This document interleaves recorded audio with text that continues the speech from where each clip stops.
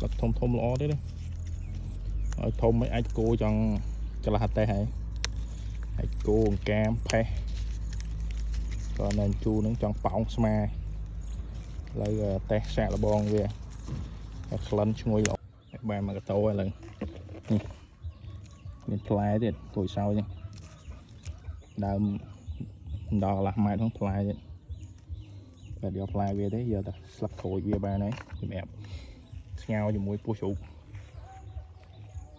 mà rôn đi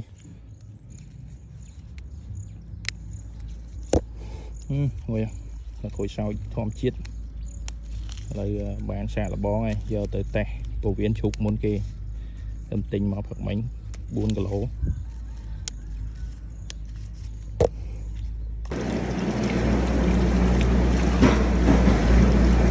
bên là trôi của là trai rồi ngào thôi vậy đó cắt lo nhưng bao cái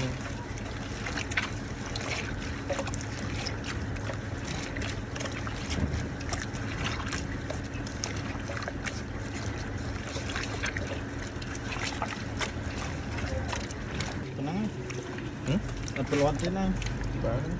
wajah tak tak kan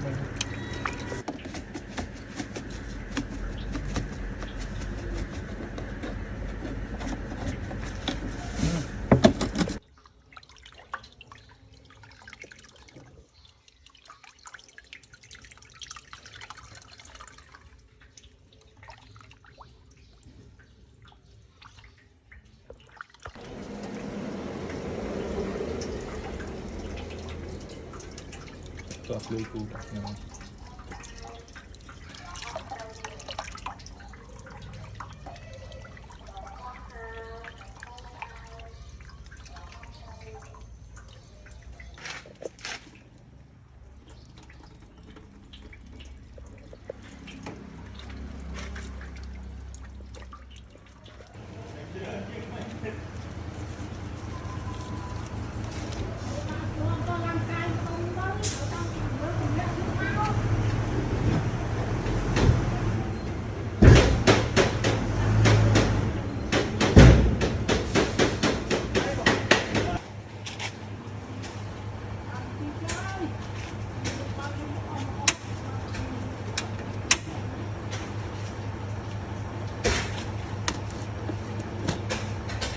Đây có này